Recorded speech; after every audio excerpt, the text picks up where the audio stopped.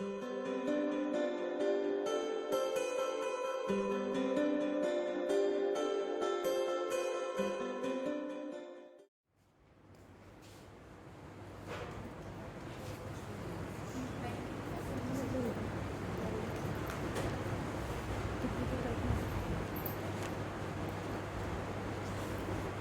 everyone, good evening. I welcome you all in this public meeting on behalf of our organization, the Democratic Students Federation. I am Munteha Fatima. I am a first year PhD student at the Center for West Asian Studies. So today we have come for this public discussion on NEP and CUET, a model for further exclusion in the higher education. So we know that the NEP was passed in 2020 and is shown and portrayed as a very progressive and a very visionary document. But once we read into it and go further into details, we see how the current government's neoliberal agendas have been put in this document. And this document is it further leads to the privatization of the higher education system, and it's kind of very it's very inaccessible for the people who are coming from the marginalized section of society. Also, the NEP was passed without a proper discussion and deliberation by the Union Cabinet, and in the same way, the CUET, the proposal for CUET in JNU was passed without proper decision making, approval of the decision making bodies in the university, and the JNSU was not even invited when the proposal was being passed on 12 January very recently, 2022. Then also this proposal for the one nation, one entrance, it will be very detrimental, seeing the disparities and the social and the structural inequalities that prevail in our country. So basically the CUET will, it will just boost the coaching institutes which are, already started advertising and offering coaching services. And of course this will be very, discriminatory for the people coming from marginalized background. And this NEP,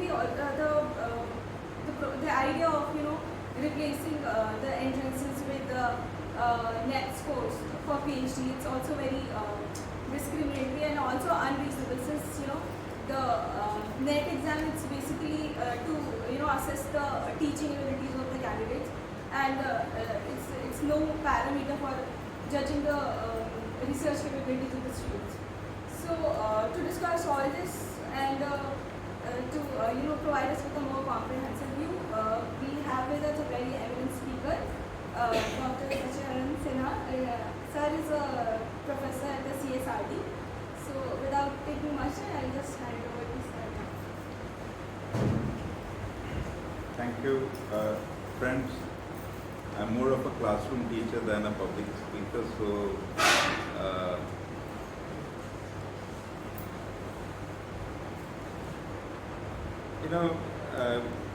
most of you must have gone through the document, that is the new education policy document, the 66-page, if not the 500 pages draft policy, which was put on the website in 2019. Since most of you are bothered about your future and the future of higher education, and I believe you do bother about, in general, about the status of education as it may happen in this country with the NEP around. So I will make my presentation in three parts. One is, of course, the school education, and I'll talk about a little more about school education because that's where I work, and that's where I've been interacting with progressive groups here and there. I've also had occasions connecting with the non-governmental organizations working in different parts of the country, and particularly during the pandemic as to what really happened.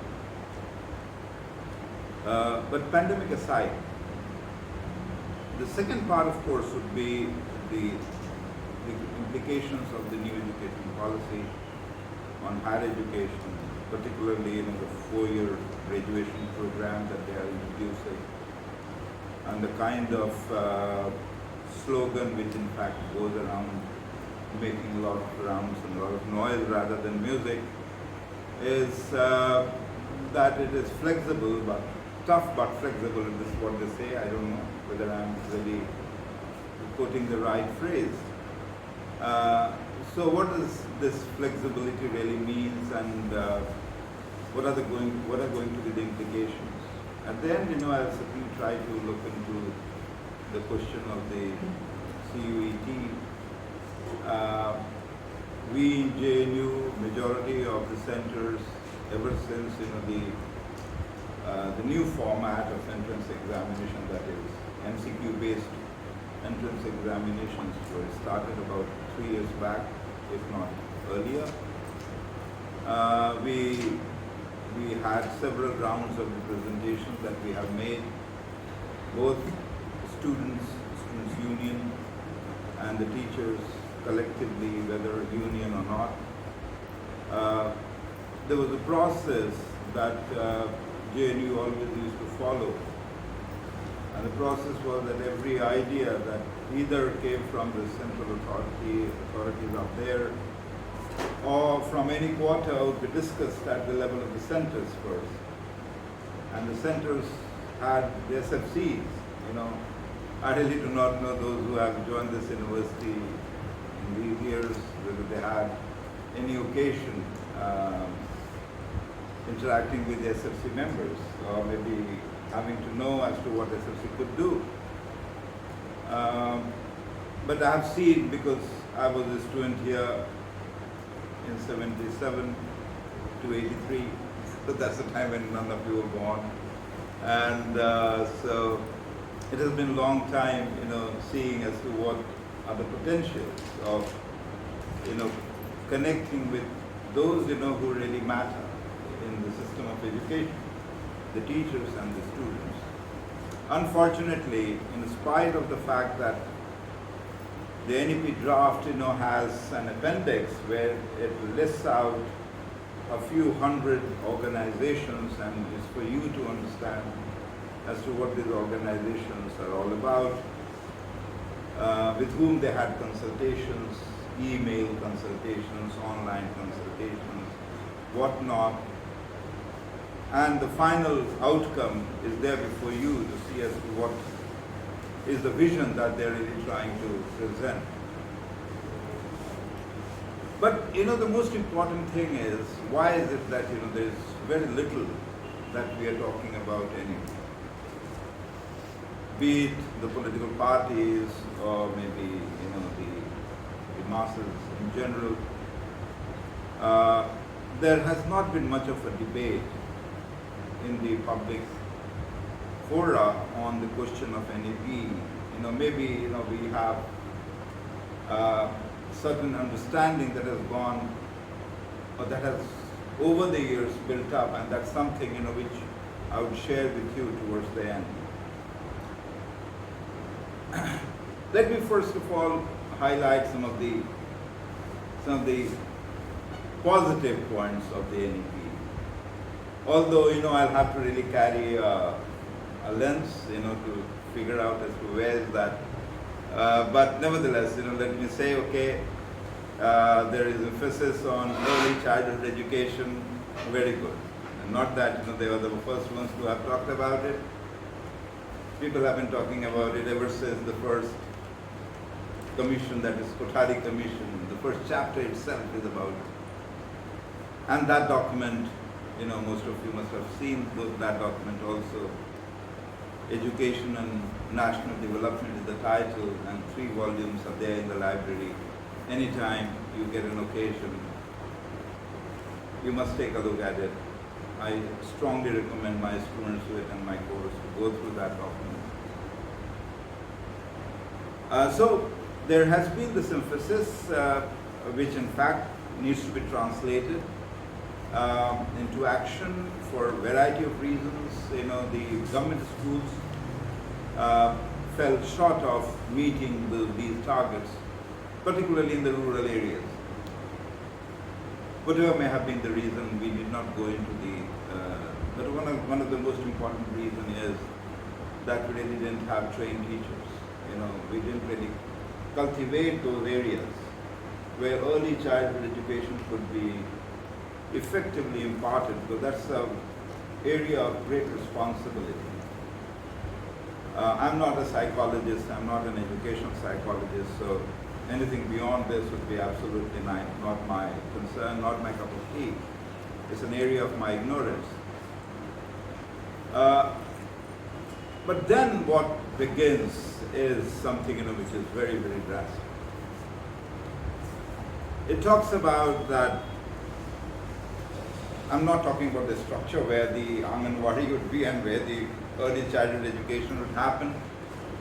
Let's say wherever it happens. But once the children come to the first grade, the second grade and third grade.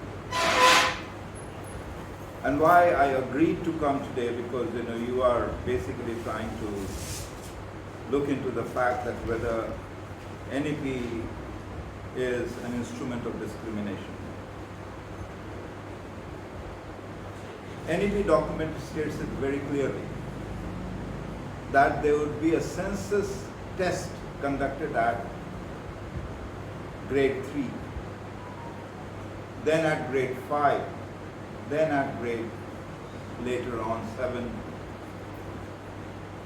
I can tell you through my own experience that way back in 60s, most of the school boards used to have two major exams. One was the middle school passing examination, which was conducted, that was at the level of class 7. And it was given up precisely because of the fact that there were a lot of criticisms. Many students used to fail, and therefore their education that used to get impeded. In spite of the fact that then, in 1960s, the composition of the classrooms were very different. What I really mean by that is the social composition was highly elitist, in the sense that only the high caste children went to school. It started changing in mid-60s and so on and so forth. This needs to be emphasized, because by the time you have the new education policy, and I'm strongly of this opinion that this document is an instrument to bring about Manusmriti in its new incarnation, which stated that only the Brahmins or the Brahminical classes could have access to knowledge. And this has been building up through one or the other kinds of narratives. Narratives such as, education isn't meant for everybody. Why there should be reservations in education and so on and so forth, we all know that. When reservations for the OBCs happened, it opened up many kind of controversies, discussion, debates and discussions. It was always welcome. But it also ensured that there were counter-political processes, which has culminated into a kind of a configuration, which I would call it is a third major reconfiguration of Indian politics, which in fact was broken, which was seen to having great potentials around the time that the Mandal Commission recommendations were accepted. And that's a different area for me. If there are questions, I'll certainly respond to them. But if you have tests, census tests, that means when I say census test, it's like census. Nobody can be spared. Every child will have to take that test. And what will be the nature of that test? That test would again be an all India test, something. Maybe it could be dovetailed to regional needs and so on and so forth. There is a lot of emphasis now on Sanskrit, on regional languages. So, it can be camouflaged in that way. And if you have that, then I am absolutely sure that to the first level of dropouts, and I am absolutely clear about the fact that in our system or in any other education system, nobody drops out. People are made to drop. They are forced out of the system. And this is a phrase which I am borrowing from Anil Sadgopal, who has been a very famous researcher, educationist, working for nearly about 5-6 decades. Started his career through science education and so on and so forth, working with the grassroots level organizations. So the first level of exclusion will take place at class 3, then at class 5th, then at each level.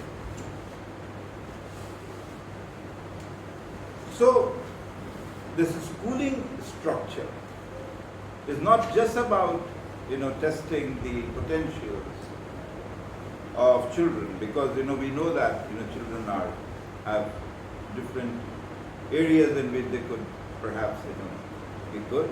And one of the long drawn struggle which led to RTE, that is the Right to Education Act in 2009, implemented from 2010.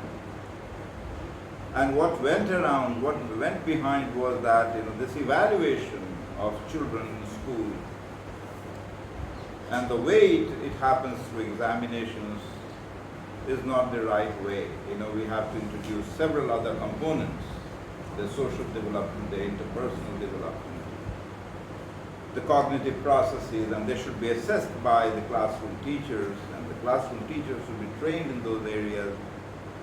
There were movements, there were steps taken in different states by the different state governments, that nobody would be held back in school in the class.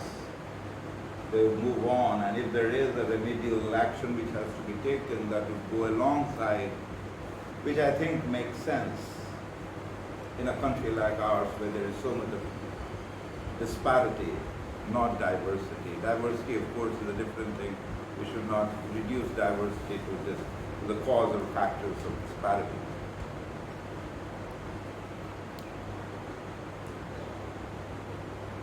The second important thing is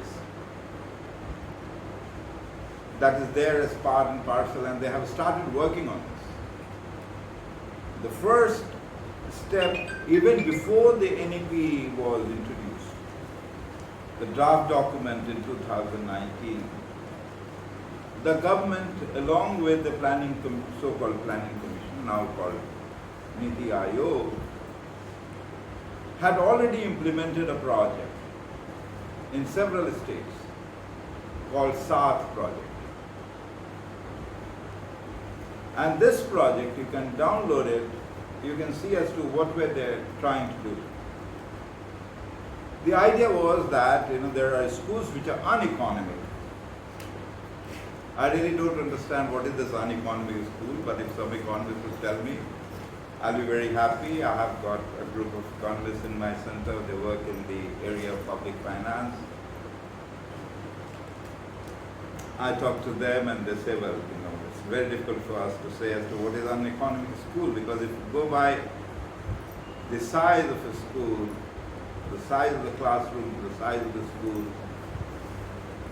in a country like ours, where you have nearly 37% of the rural settlements, and I'm a geographer, I'm quoting this figure not out of my hat, but it comes through the document, the government documents. 37% of these rural settlements have a population size which is less than 1,000. In a less than 1,000, that means there could be variation. There could be populations villages which could be 200. And in a population of this kind, even if liberally, if one were to perhaps say that the children in the school going age group would be of a certain kind, so still, if you put a 24%, that is a higher cap. for children in the school-going age group, particularly for the elementary education, that is up to the age of 14 or 15, then the size would be close to about less than 200, and then the classroom size in a middle school could not be more than 20, right? Which is a fairly good number. That's the best that the educationists talk about, is a class size of 15 is the most ideal at the early stages of formative stages of education. But the alibi is, the narrative that has been built up is that these schools are not only on economic, where the class strength or maybe the students' strength is very small, but they also become academically less vibrant. That means unless until there is a big crowd, the vibrance in education system would not happen.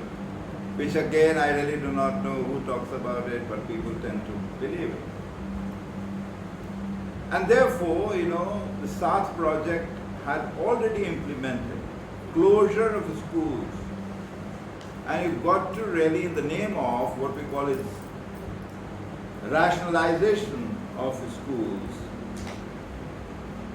close to about 42,000 schools during the BJP rule in Jharkhand were already closed down. There is a plan to close down nearly about 1.1 lakh schools alone in Madhya Pradesh. And only 15,000 government-run schools will be left.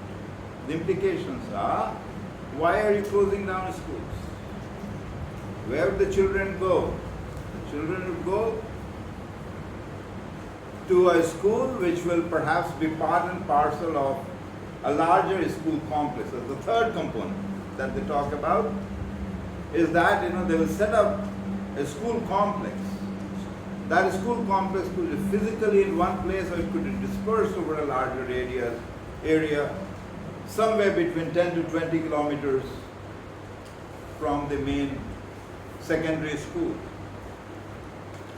They have been running this project, some shala they call it, for nearly about 5-6 years, or maybe even older than this. That is in order to how to manage, how to govern these schools. So the idea that these small schools are inefficient, they are less vibrant academically,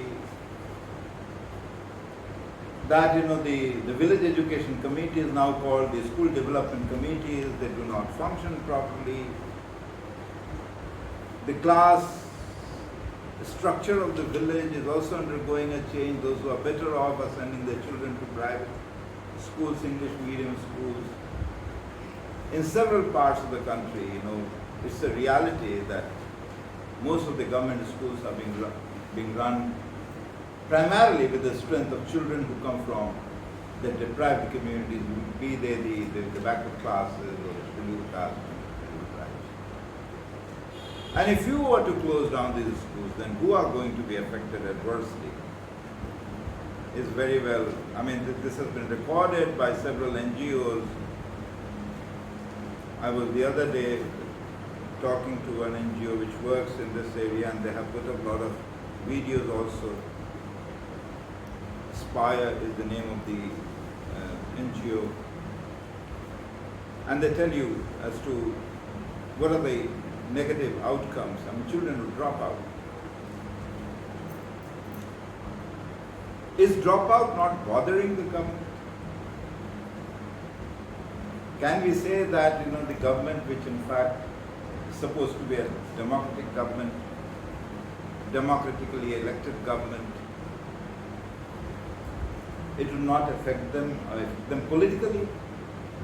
These are some of the questions which we shall try to answer towards the end. But one thing is absolutely clear, that the structure of educational system which has been introduced, particularly in the manner in which it is trying to deliver, is going to be highly discriminatory. It will create situations in the name of what they call efficiency and quality. In the whole document, you will not come across a single line as to what are you going to do in order to enhance quality of education. But it will talk about, and the whole document talks only about 6 times about the scheduled tribes, or maybe 5 times about the scheduled tribes, and scheduled castes are not referred to, but for 1 or 2 occasions. And these are categories which are constitutional categories, and they have replaced that with another phrase, socially and economically marginalized groups. And that's the phrase, if I recollect, that's the phrase that they have used all through the text. The intention is absolutely clear, that they do not understand, they do not realize that caste-based discrimination keeps children out of school, that their caste-based discrimination which happens during the midday meals, and you can see that happening in almost all the areas. I wrote a piece way back in 2011 in Hindustan Times on this particular issue. And the story perhaps is similar in different parts of the country, barring the southern states. They tend to be doing extremely well on the midday meal front as well as several other aspects. The ashrami schools are also very well equipped, particularly those in Kerala. I've had the occasion of working with some of the ashrami schools in Kerala, and that's where I have some understanding of that. So, in the name of rationalization, you are going to create infrastructure which could perhaps cater to the aspiring so-called middle classes, those who cannot afford the private schooling fees and so on and so forth. The idea is basically to bring them back. That is what is going to happen? No, it's not going to happen. Because all these properties, all these resources which are now being controlled by the education departments or by the Ministry of Tribal Affairs or the social justice departments here and there in different states, these were donated by the community. They were not bought by the government.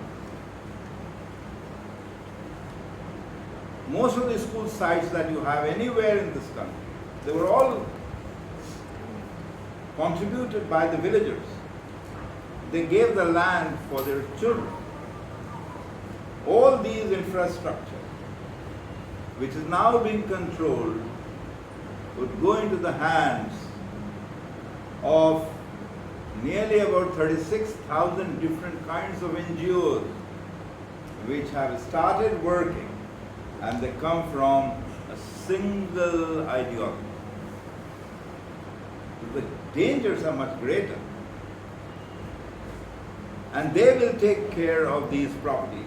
They will be, and some kind of a exercise on this direction happened in Rajasthan in the previous government when they invited these private entrepreneurs or maybe private NGOs to in fact collaborate in the name of what we call public-private partnership to run the schools. Some of the schools were also run with the advice of DPS and so on and so forth. But the idea basically was to in fact create a situation, an architecture, where government would gradually withdraw, handing over all these infrastructure to these private agencies, as most of the PPP projects have landed up in the private hands, we all know.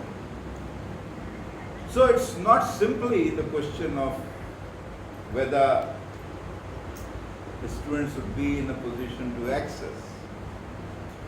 Access is a slogan, but within the framework of that access, enabling accessibility, where they say if children can't travel, that was one of the principles on which, particularly, from the first policy document the neighborhood schooling concept came up, that the child must not travel beyond 1 kilometer during the primary level. At the primary levels, child must go to the neighboring school in its the vicinity. I mean, there are many other things, which we can perhaps go into that. It did happen. At least, there is hardly a village of nearly about a few hundred population which doesn't have a primary school. We created that infrastructure. It's another thing that, some of these infrastructures were being run by one single teacher. That's where the quality matters. You have 5 classes and one single teacher. The government deliberately did not look into the aspect of multi-stage classrooms. That means, 3 classes put together, one teacher. For 2 hours, another 2 classes put together and one teacher for another 2 hours. तुम पहाड़े याद करो, तुम कका का लिखो, वो चलता है. वो banyan tree के नीचे आप देख सकते हैं बहुत सारे स्कूल होता है, but under the banyan tree nothing grows. So ये हो रहा था, and the percentage of such schools, according to the government document, was close to about 12-13% of primary schools were single teacher schools. There were also 6% schools with no teacher, but children were there. So you can see, the kind of issues that were there. But in spite of that, the question or the degree of accessibility, physical, social and economic accessibility had become far better over the years. I mean, there are problems. You just set up a school and children do not start going to school from the next day. There are structural problems within the village community, village society. Poverty is a major problem. There are other issues as well. In classrooms, there are visible forms of discrimination. You've got to take a look at some of the autobiographies of Dalit writers. One such autobiography that I happen to read is Jutan by Om Prakash Balmiki, where he talks about that when he went to school, he was asked to only sweep the field and he hardly could make it to the classroom. While others, and I can relate with the kind of context, because those were the contexts that we saw when we were children, exactly happening the same way. And if a child went to school from somebody who came from the working classes, who came from the service caste, the high caste would say, "Bhai, tera beta to collector banne wala hai, ab tere ko naukri ki kya zarurat hai," and would be deprived of the day's wage. So the forms of discrimination and the forms of marginalization that take place has only it has changed its forms, but not the content. The content of discrimination has ultimately been the same. The forms may have undergone a change. So this is about the school education, some of the ideas about the school education that I thought I'll share with you. Of course, there are some components like, skill development, and so on and so forth from the middle schools itself. Now this is yet another important aspect that we should look into. This will ensure that a carpenter's son would end up being a carpenter, that a barber's son would end up being a barber, or maybe some kind of a, whatever you may call it in the new vocabulary, like, you have the vocabulary that we see on our online kind of transactions. Somebody who comes to deliver it is known as some partner or something like that. So there is a visible change in the terminology that is being used, some of which I'm not aware of so much. But so you can you can call them a whatever name, I mean, you can really situate them, but this continuation of caste-based occupation would become far greater with the kind of skill development initiatives which are likely to be introduced from the middle level. And that was one of the reasons why, there were criticisms of basic शिक्षा, जिसको कहते हैं तालीम, basic तालीम, गांधी जी की जो बात थी उसका जो क्रिटिसिज्म था कि गांव के लोगों को आप फिर खेती सिखाएंगे या वो तमाम सारी चीज़ें सिखाएंगे, उनकी बात एक लेवल पे ठीक हो सकती है, लेकिन उसकी ज़रूरत नहीं है। उनको वैसी तालीम दें ताकि वो अपने सामाजिक बंधनों से छुटकारा पाएँ। माफ़ कीजिएगा, मैं हिंदी में बोल रहा हूँ, किसी को हिंदी में दिक्कत हो तो मेरी हिंदी, वैसे हिंदी मेरी मातृभाषा, अंग्रेजी तो नहीं है, तो there can be difficulties of that kind, so that you could become mobile. Social mobility, economic mobility was one of the important components of education. It was not simply to in fact link education with employment, although that ultimately is also very important. And in the last whatever time that we have, you can look at the data, you can look at different kinds of statistics.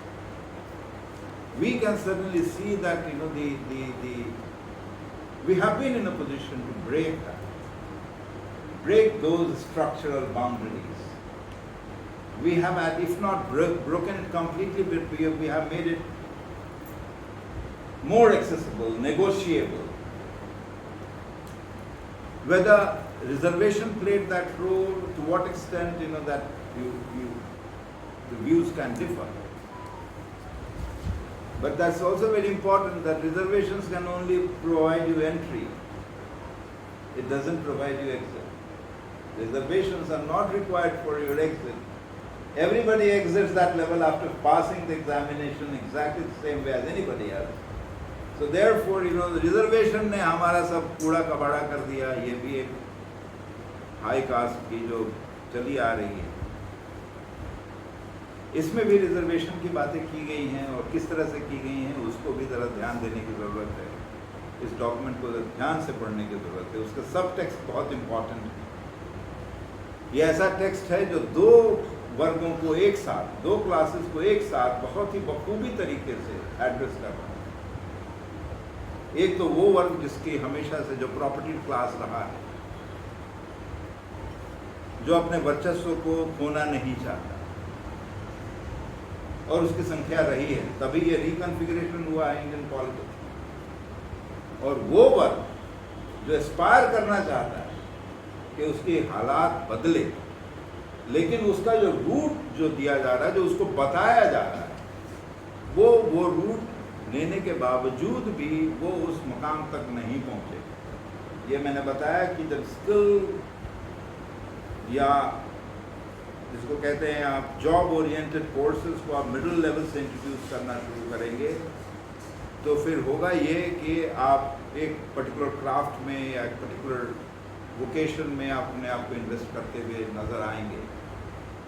कभी कभी लोग विदेशों की भी बात करते हैं और हम तो हिंदुस्तान की बात ही कम करते हैं। अमेरिका में भी यही होता है, जर्मनी में भी यही होता है, स्कैंडिनेविया में भी यही होता है, कहाँ नहीं होता है, तमाम तरह की बातें होती हैं। जर्मन एजुकेशन सिस्टम में भी एक स्ट्रीम है जिसको वोकेशनल स्ट्रीम कहते हैं, जो स्कूलों के समय से शुरू होता है, लेकिन उसके लिए किसी को बाध्य नहीं किया। और आप उस वोकेशनल स्ट्रीम में रह के आप वहीं पे अपने आप को सीमित रखेंगे, ऐसा भी नहीं है, आप वहाँ से निकल सकते। तो flexibility is of that nature. But here we are creating, in the name of flexibility, we are creating a far more stricter system which will be based on the evaluation of the child, the children at different levels will say, well, this child is fit for this, and would therefore be provided those trainings. If the child is not willing to, the child will drop out. So the first thing is that we have a huge burden, a continuously bigger burden of school dropouts.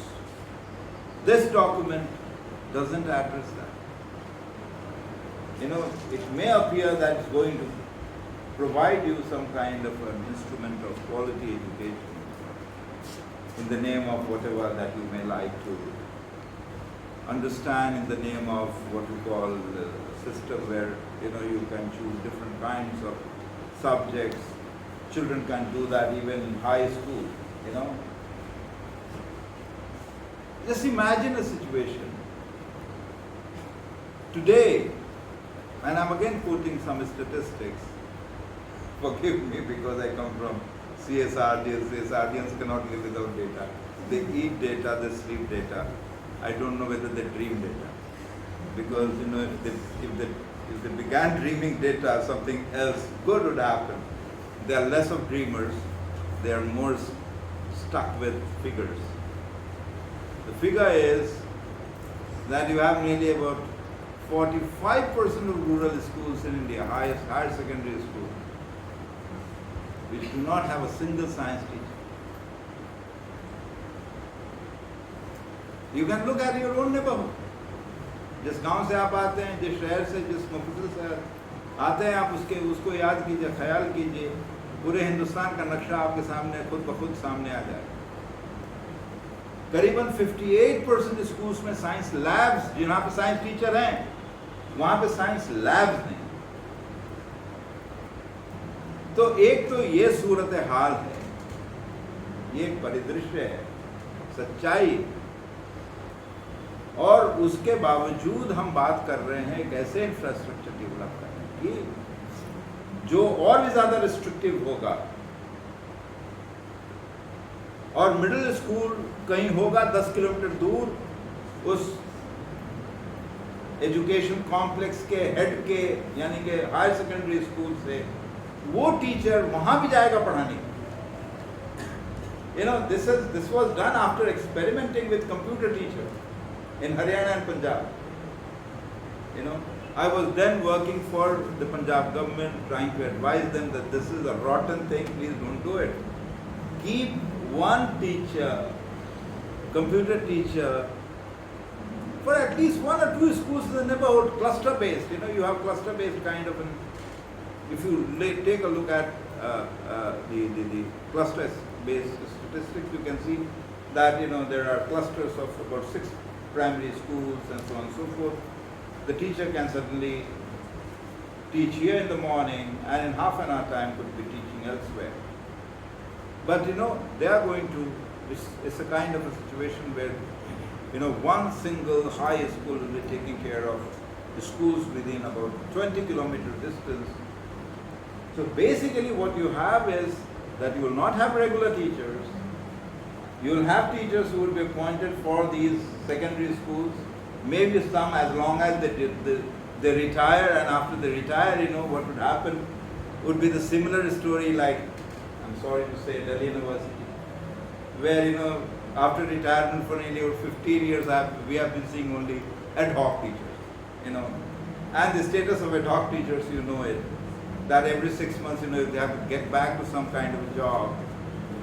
Then they have to be in the good books of the head of the department. So the slavery begins in the institutions of higher learning, and that's an example of that. If you beg to differ, you can always intervene. But I think that this was one of the instruments of enslaving minds who perhaps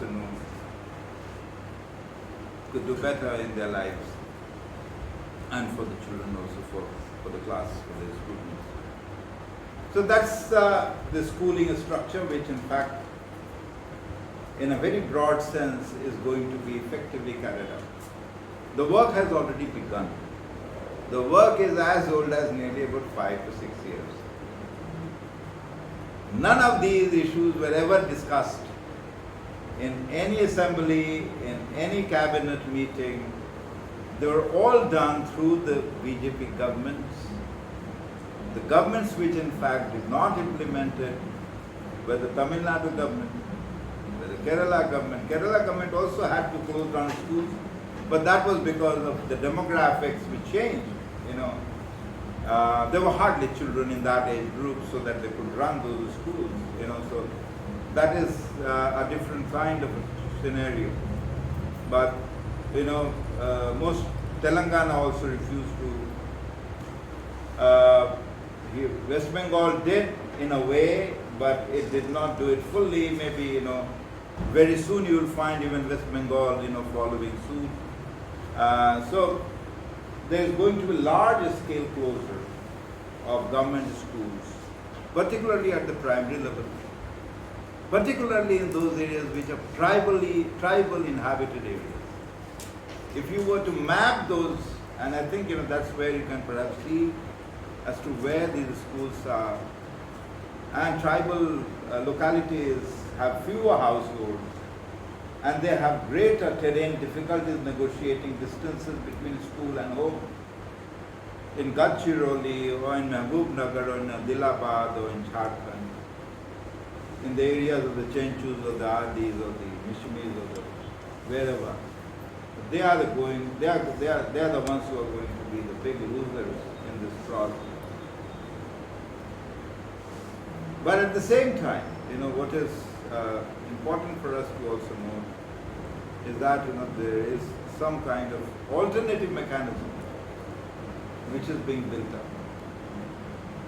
And that alternative mechanism is that there will be what we call the Swam Sevaks, who will be organizing small groups of schools here and there. And these Swam Sevaks can have a lateral entry into the education system. You know, that's what they have been talking about. So the lateral entry is not only at the level of the ministry. You have lateral entries going on all through, you know. So there will be no recruitment that the district education office will have to conduct now. So all those structures which were quality control structures, which were already corrupted because of the political interference, which needed to be put back in place. Instead of that, instead of in fact strengthening the structure, reforms were needed. And India has plenty of these successful examples. You know, one could have perhaps followed those examples. You know, it tries to, this particular policy, the new education policy tries to undo almost everything. The most importantly, it is going to uproot and make the district education officer, the block education officer, to almost redundancy. You know, so the entire structure then will be governed by who? You know, there will be the minister of the education, and there will be Swam Sevaks all around. You know, well, of all kinds of denominations. I'm not saying Swam Sevak only of a particular denomination. Because as I was sharing, you know, you have the statistics available. A major bulk of CSR funding has now been diverted to these institutions, to these Swam Sevaks. So they are going to replace all such initiatives which sometimes, you know, some progressive minded groups would like to launch, or they have had launched even in the past, such as, say, the Hoshangabad experience. What is that? Eklavya. You know, now you can just go and see what is the state of Eklavya. The Eklavya administration has been completely captured by a certain kind of an ideology. I'm not against an ideology of this kind or that kind, but let that be debated. The scope for debate is gone because your arms could be twisted. I mean, I'm not trying to really make you guys afraid, but that's the reality. Some people, or the majority of us, are trying to talk goody-goody about NEP, wait and see kind of a policy about NEP, but NEP is going full swing, you know, it's full blast. Whichever state you really talk about, and the state governments, which are not headed by the BJP, their funding is also being micromanaged. You do not agree with this, your funding for this particular will not flow. Right? And this started happening right from 2000, during the time of Atal Bihari Vajpayee. That is when they started Sarv Shiksha Abhiyan. And Sarv Shiksha Abhiyan was an instrument of micromanaging and taking away the strengths of the state governments, which in fact had to bear almost about 80 to 90% of the expenditure. And they continue to bear that. But just for that 10% of cost sharing, capital investment by the central government, let me tell you, central governments do not run schools. The state governments do that. And there is a beautiful work by Prerna Singh, some of you must have also read it, where she talks about as to how the state governments were closer to the people and how this belief that yes, the state governments were closer to people and therefore the state governments needed to be empowered was the important idea that this government tried striking at. For everything, the state governments must look at the center. If that happens, then most of these sectors, education, health, social sector investment, housing, scholarships, whole lot of things, the state governments will have to wait for the central's approval. As it is, the GST has narrowed down their scope of fund mobilization. So there is a much greater threat. It is not just the architecture of, and as our friend talked about, the architecture is inspired by the neoliberal reforms. And she is absolutely right, because it started with the document which was 2000. It was Birla Ambani document on education. After the Birla Ambani, then you have the World Bank document, series of them. And this is the whole idea, that the educational institutions are not producing people who could work, I think about that. I've seen generations of people working. I've seen generations of people making change. I've seen generations of people from public schooling background are the ones who have brought in those things. Of course, those public so-called elite schools, only half of them they stay back in India, rather than 50% of them they're going to stay back in India. Whatever be the reason, I'm not getting into this India, outside India kind of. Now let's talk about, and therefore the neoliberal architecture matches the Hindu architecture. In what way?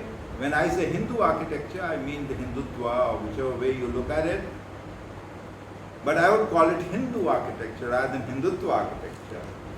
Because Hindu architecture is based on this essential understanding, that is, labor is central. And therefore, one side of that when you read, and if you read the other side, you read Marx. The other side, just the reverse of that, if you read Hindu. Why I'm saying this? Because that is the whole philosophy of this stratification. Those who own land don't operate land, and those who operate land don't own land. So those who don't operate land are the ones who are there to serve everybody up there. So it's the labor which is central to this whole. Can anybody deny this? Which we, through the educational system, through that Nehruvian vision of whatever education, maybe people can say nothing happened.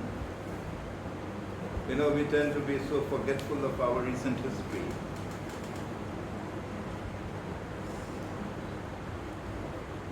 But we know that we did weaken the classical sense, the classical model of discrimination to a very, very great extent.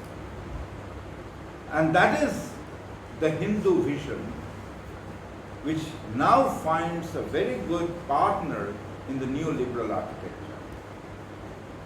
The neoliberal architecture is again centered around labor. The mobility of labor and the labor wage are critical to this. And therefore, please do not be surprised that you have the NRC and all those things coming in. It was not because somebody was against some community. Well, that's a political plan that they can. But it is also there to in fact disenfranchise people.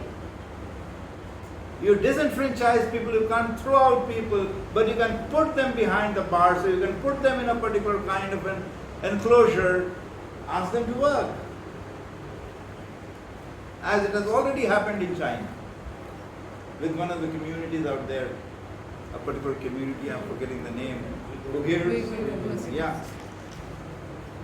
So it's a revival of the old slavery, which now is being reinvented through this process.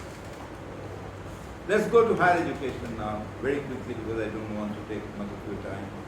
We should have some more time to interact, rather than have a one-way kind of a monologue. The 4-year graduation program.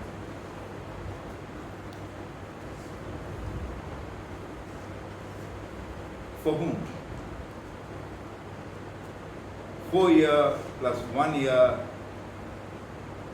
and then you can do PhD and anything, like it happens in the Western countries, some of the Western countries. 4 years of college education.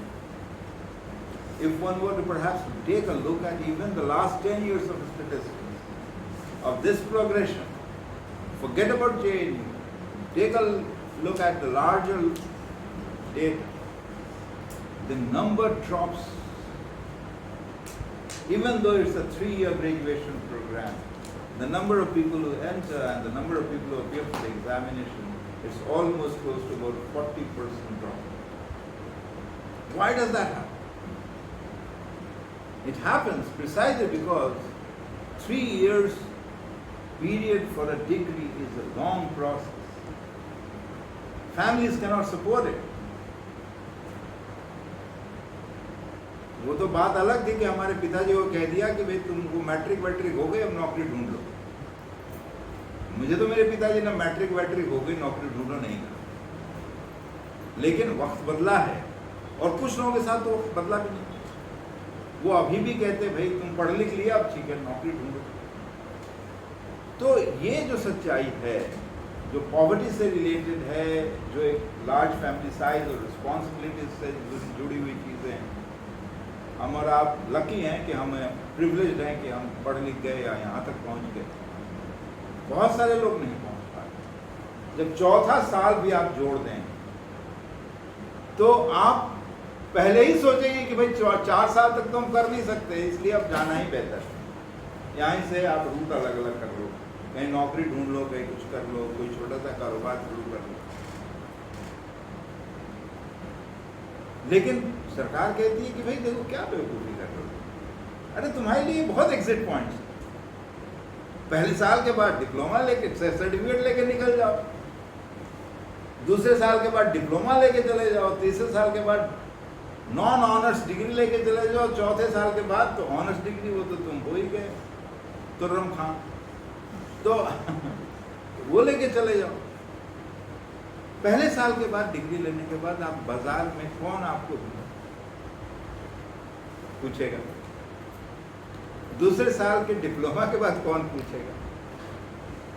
तो कहने का मतलब ये है कि जो काम आप 100 रुपये में करना चाहते थे और 100 रुपये की दिहाड़ी ढूंढना चाहते थे, वो काम अब आपको 50 रुपये में भी कोई करवाएगा तो आप करेंगे। तो इसका सीधा सा संबंध है कि आप लेबर सप्लाई को उस लेवल पे ले जाना चाहते हैं जहां आप हमेशा वेज वर्कर्स रिसीविंग एंड पे रहें। इसीलिए ये कोई विडंबना, ये कोई बहुत आश्चर्य की बात नहीं होनी चाहिए कि लेबर लॉज में जो चेंजेस हुई हैं वो यूं ही नहीं हुई, बहुत ही सोची समझी पूरी की पूरी सुनियोजित एजुकेशन पॉलिसी उसी का एक छोटा सा हिस्सा और बहुत अहम हिस्सा कुछ लोगों के लिए है, सबों के लिए नहीं। तो ये सोच लीजिए कि वो कुछ लोग कौन होंगे जो 4 साल तक पढ़ेंगे और वो कुछ लोग कौन होंगे जो 3 साल तक पढ़ेंगे। फिर आप कहेंगे आप पूरी बात नहीं बता रहे। पहले साल में भी अगर आप निकलना चाहते हैं तो आपको एक चीज और जरूरी है, वो क्या है? एक स्किल में आपका महारत हासिल होना चाहिए, एक स्किल ओरिएंटेड कोर्स आपको करना चाहिए। बहुत सोची समझी बात, स्किल ओरिएंटेड कोर्स। बाकी आप कुछ भी करते रहो, सोशियोलॉजी पढ़ लिया, इकोनॉमिक्स पढ़ लिया। इकोनॉमिक्स से किसको स्किल मिलता है? हमारे मित्र नाराज हो जाएंगे मुझ पर, इकोनॉमिक्स से स्किल। बहुत सारे इकोनॉमिक्स के दोस्त हमारे नाराज हो जाएंगे। थोड़ा बहुत इकोनॉमिक्स हमने पढ़ी है, मैं समझता हूँ बहुत ही महत्वपूर्ण विषय है, लेकिन सोशियोलॉजी पढ़ने के बाद नौकरी मिलेगी। पॉलिटिकल साइंस तो यूं ही है ना, सॉरी। और ज्योग्राफी तो जो कहीं का नहीं पहुंचा वो ज्योग्राफी करने चला जाता है, जैसे कि मेरा जो सब्जेक्ट है वो ज्योग्राफी, जो कहीं नहीं टिक पाया वो ज्योग्राफर बन जाता है। तो ये तमाम सारी जो विचारधाराएं हैं, वो जो एक स्टीरियोटाइप्स हैं हमारे जहन में, वो तो हैं। The point is that when you go for a skill oriented course, the university will have to give you the freedom where to get it from. That's where the private sector comes. Because the industry will offer such courses and maybe hands-on training. It also has 6 weeks of hands-on training. So, you have all that which will really put you in that kind of a basket. Will not allow you to even flutter, will not even allow you to try your wings. Once you are out of the system in the first year, any system, getting back into the system, the government to say, come on, we have created ABC, Academic Bank of Credits. So your credits are getting deposited there, it's like a bank. You can cash it any time you want. I hope it was like all banks, that which gives me the same currency. The currency would vary. It will be left to the employers as to whether to keep you or not, and if you have done whatever. But you have paid the money. But you have filled the coffers of the private sector. So therefore, at every stage, even if you are into a kind of program which is kind of a JNU 200 rupee, 240 rupee program for a semester, which I don't know whether it still exists or not. It used to be during our time when we were students. So that's how we could study, because it was so cheap. The hostels were so good and cheap. The document really doesn't talk about hostels at all. No hostels. It talks about scholarships. It talks about a national level kind of a competition on scholarship. It talks about national kind of a framework for research programs and so on and so forth, which will essentially tell you that you cannot work on this topic. So there will be a set of agenda. It has already happened in several centers. They have to go to the ethics committee, and ethics committee say, no, this is absolutely unethical. You can't work on this. So you have, suppose somebody wants to work on a particular community, want to work on the gypsy community, looking at certain dimensions of their lives. The ethical committee will say, no, you cannot work on this. So you are going to lose your freedom, you are going to lose your freedom. I mean, it appears that you can select from among the subjects, but that's not essentially going to happen, because every time, if you have a system like this, and there is an enormous amount of evidences to suggest that even those who are admitted into these premier institutions of medicines and technology through the reservation quota, large number of them dropped out before they could complete even 1 year. And this is going to be further intensified. So, my understanding is that NEP is absolutely a manusmriti. Nothing other than that. It's a modern incarnation of manusmriti, which will ensure your position, your status, depending upon your birth. When you come from a particular rank and station, you are going to continue in that, and there is going to be no change. That's what the architecture is. And to enable this architecture to function, you have so many things which they are going to create outside, about which very little of that will be known to most of us, because it will appear that he is a friend, he is my tutor, he is my mentor. But actually, the mentor and the tutor and the one who assists you reinforces the same very idea. Will continue to do that. And that's why this document nowhere talks about the disadvantages of the caste system, that disadvantages of the hierarchical order. We've got to really take a look at 2004 curriculum framework, national curricular framework, which was prepared during Atalji's time. It was 2000. 2005 was another one which really has been in vogue now. So if you look into the two documents, the 2000 and 2005 document, in the 2000 document, they are very clearly stating that this is a country where women were really considered as Durga and this and that, and therefore gender discrimination is a matter of today, and therefore we did not teach them. We got to really take them to the past. A document which in fact is so, looking back, cannot be progressive. It's going to create a kind of a new life to the caste system, to the caste-based hierarchical system. Many of us may think that I'm really trying to inflate it, but that's what it is.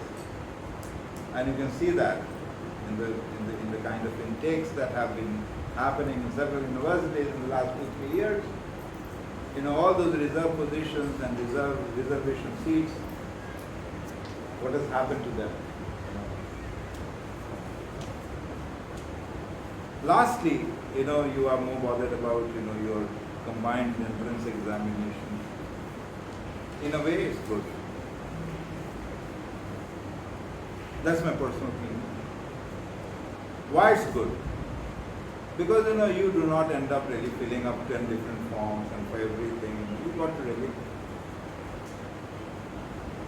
But at the same time, the disadvantage is that you may choose a particular university to go for, a set of universities that you would like to go for, and that choice is taken away.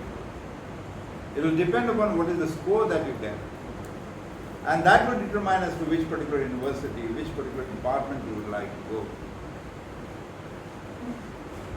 All departments do not teach the same way, same subject, both at the undergraduate level as well as at the postgraduate level. The freedom of a university curriculum will disappear, will again be harmonized and to the kind of power that is around. So that is the disadvantage of it. The greatest disadvantage is that the MCQs do not really test your ability of anything. And most of these are going to be, I'm sure in days to come, we'll be getting more and more information from the UGC. The latest was that they would have about so many languages, about 15 different languages and 27 different subjects and things that they were talking about. I think the successful model was the JNU entrance examination, and what really prevented them from emulating it is something that needs to be looked at. Because the JNU entrance examination 4 years back was both MCQ based as well as, where you are asked to write an essay, you're free to in fact put in your ideas, and and the social sciences, this is what we really need. We need people who could really think and articulate themselves. But does the new education policy and the political system need articulation? They're afraid of articulation. They don't want people to think critically. They don't want people to be articulate. They want people who could take down orders. That's the kind of system that is going to be created. So, it's your choice. I say it is your choice because you have the strength to fight that. And I don't know how critically we could be looking at every aspect of it. We could be writing about it. We could be educating people, masses here and there. But this has already begun. The new education policy is already working. It's there on the ground. Very much a reality. We can see it. The pace at which things have changed in just about 2-3 years.